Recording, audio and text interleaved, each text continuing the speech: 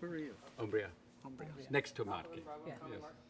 Did you get over there at all? Did you get a chance to get to Italy? No, haven't been there. And you speak Italian, yes? I speak Italian. Could you do not the so- entire interview?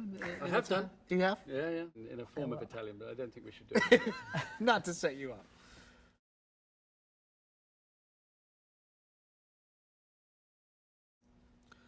No, but I've always loved silent films. Buster Keaton I was always a fan of Buster Keaton's work, certainly.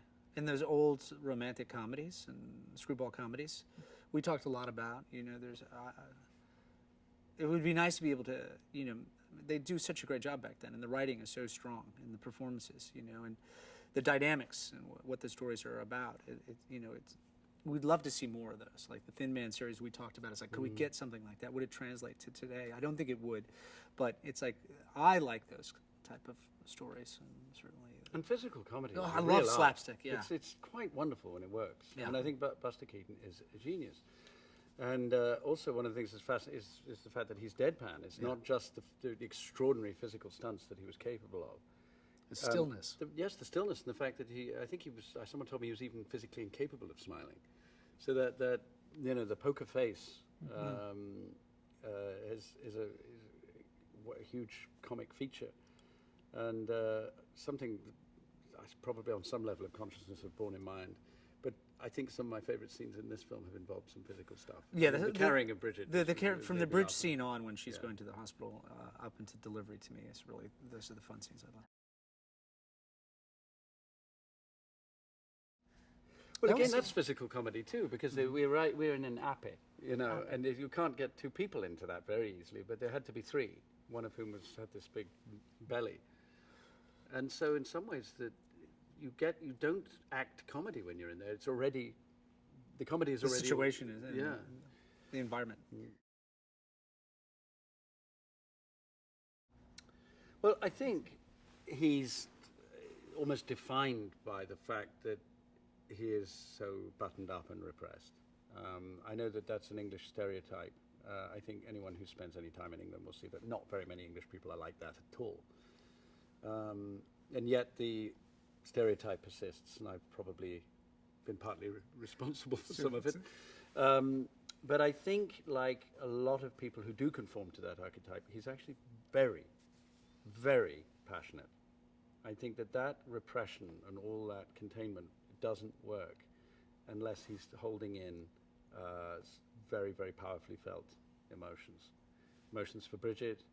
In the old films, it's the hostility towards Daniel Cleaver, his difficulties with jealousy over Jack and how threatened he is, his insecurities, his doubts. I think he feels them very, very, very strongly and is almost completely incapable of expressing them.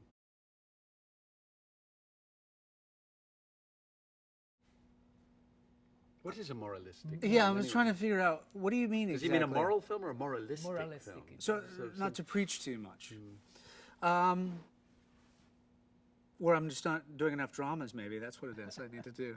I don't know. I never really thought. I mean, certain things come to you, and you have an opportunity and you take them. I haven't really had,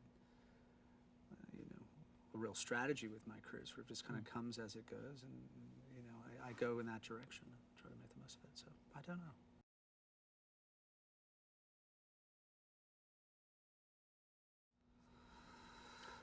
I think so many other things matter much more. Yeah, I think it's a love. children. for- People who get Love hung and up on attention. the idea of gender are not factoring in the importance of consistency, love, children being treated well, attended to, listened to, guided. Those are all the important things, and I think being there for them. I think that's the thing in the last years, really being there for your family and being present for your kids. Whether they're aware that you're there in the room or not, doesn't matter. Just so that if they turn around and they look at you and they know you're there, that's what you need to do. And that's good parenting, I think, and giving if children are loved by Yeah. their parents, I think the gender isn't doesn't matter. completely not the important thing at all.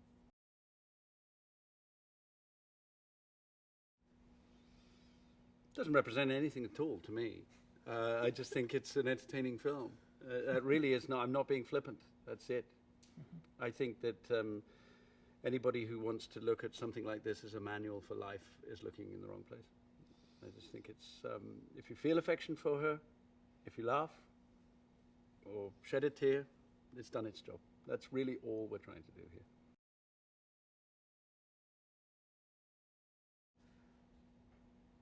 You can't point to one thing for me.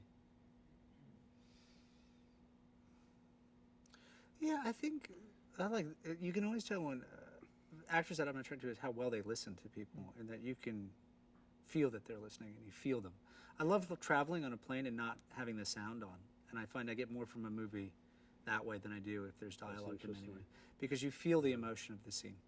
You can see it in the eyes of the actor, and I think the internal life, to me, is the most important thing. That's where our job resides anyway, because someone else has done the writing, usually. So our job is to do what language is not doing. It's the gesture, it's what happens in the spaces between the words. What happens when the words, we continue where the words finish off. Words are obviously the source for us. They're incredibly powerful. One of my great passions in life is reading. But we all understand that language itself has great limitations. And so I think all those undefined, rather nebulous forms of expression, where language cannot go, is what we do. It's the province of the actor. It's an interesting, you watch films without sound on, and I think I've done the same thing. And we had a teacher at my drama school that after watching a couple of actors doing a scene said, would I understand this scene if it was in Swedish? She said, because I don't think I would. You're just making sound. Your bodies aren't telling me anything. Your faces aren't telling me anything. I'm hearing words. But I don't know what's going on with either of you. Then I think that in some ways, very, very compelling acting is something where you do understand something of what is going on between two people, whether you hear the words or not. Thank you. Thank you. Thank you very much. Very good. Thank you so much. Ciao. Libo. Grazie. It's about letting